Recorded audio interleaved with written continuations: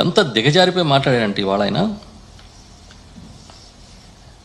తల్లి మీద కూడా సోషల్ మీడియాలో దుష్ప్రచారం చేస్తున్నారని మాట్లాడాడు. ఈ మాట్లాడదగ్గ మాటలేనా అని అడుగుతున్నాం.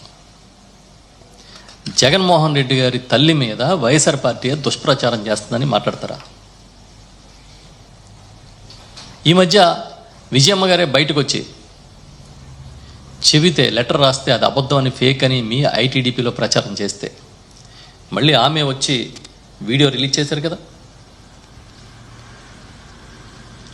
అసలు ఏ రోజైనా సరే ఇవాళ మీరందరూ చాలా గురువింద గింజల్లాగా మాట్లాడుతున్నారు.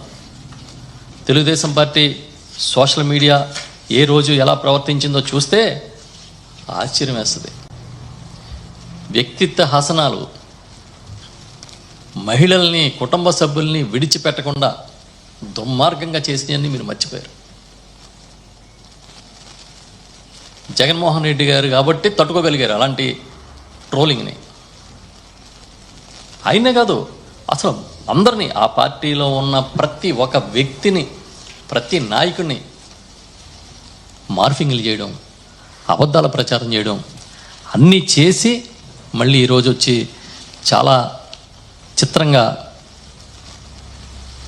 వైఎస్ఆర్ పార్టీ ఒక దుర్మార్గమైన సోషల్ మీడియా అని ముద్ర వేస్తూ ఉన్నారు. వందలాది మందిని అరెస్ట్ చేస్తున్నారు, ఎఫ్ఐఆర్లు వేస్తున్నారు, కేసులు కడుతున్నారు, రిమాండ్లు పంపిస్తున్నారు. పోలీస్ ఆఫీసర్స్ అయితే నేను ఎప్పుడు చూడలే, వినలేదు కూడా. నిజంగా ఆత్మ పరిశీలన చేసుకోమని రాష్ట్రంలో ప్రతి పోలీస్ అధికారిని కోరుకుంటున్నాను నేను.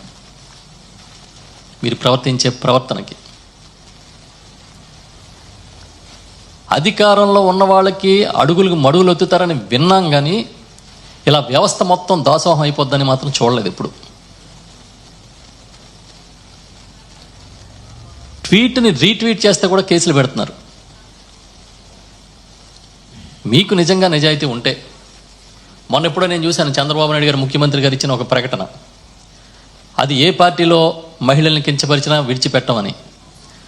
మీ నిజాయితీ కరెక్ట్ అనుకుంటే వైఎస్ఆర్ పార్టీ నాయకుల మీద, వైఎస్ఆర్ పార్టీ మహిళా నాయకుల మీద చాలా దుర్మార్గమైన పోస్టింగ్లు పెట్టినాను ఒక్కడన్నా అరెస్ట్ చేసి చూపించండి మీరు.